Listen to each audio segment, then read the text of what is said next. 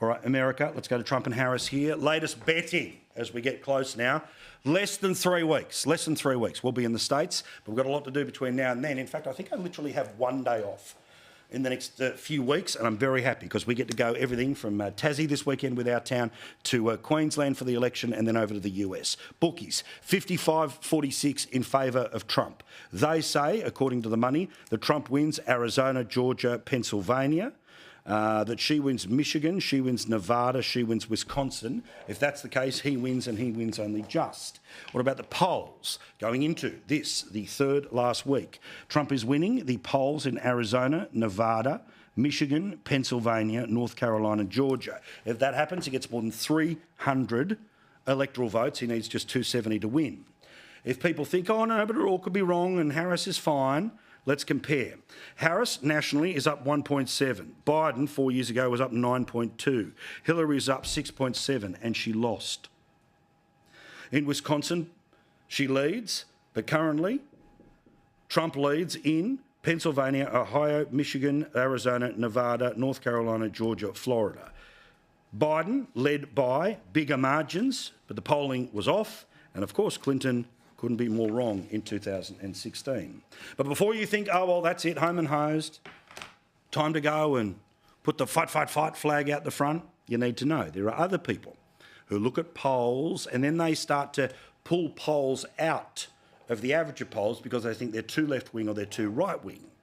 Generally speaking, I think they pull out too many right-wing polls to get a result that's good for left-wing. 538, their data says Harris wins 54 out of 100 times when you look at the data, Trump 56.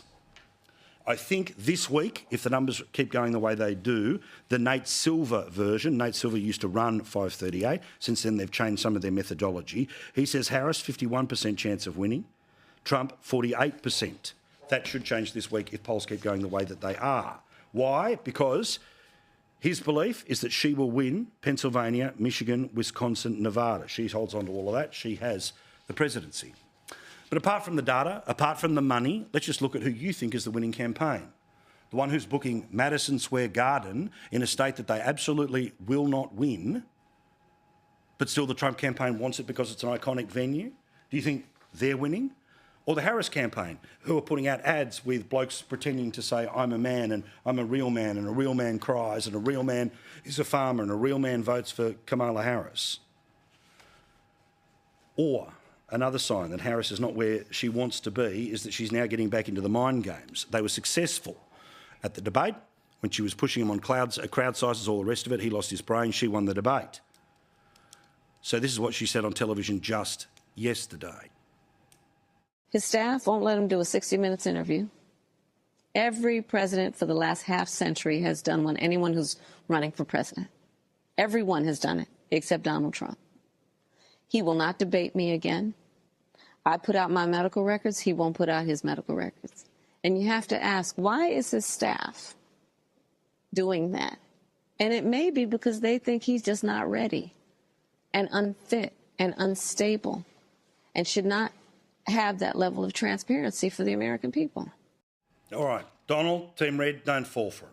The reason he didn't do 60 Minutes is because when he did 4 years ago, they said the Hunter Biden thing was a complete make-up of Russian disinformation. The medical records thing, who cares? As for the debate, well, of course, as the former president has said, the only reason you want a rematch is if you have lost. But the idea about medical records, Kamala Harris is aware of who her boss is and has been for the past 4 years. She is aware that she was part of the entire story that has never been explained about how long they knew that Biden was as cooked as he was, but they kept cheering him on, clapping him on, and giving him a standing ovation as good old Joe. Last thing we learnt today is that Kamala Harris will be doing an interview this week, Fox News.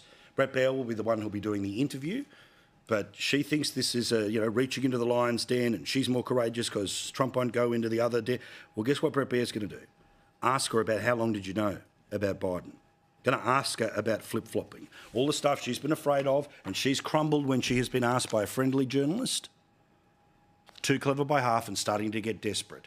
The money, the polls, the data. And always look at what they're doing.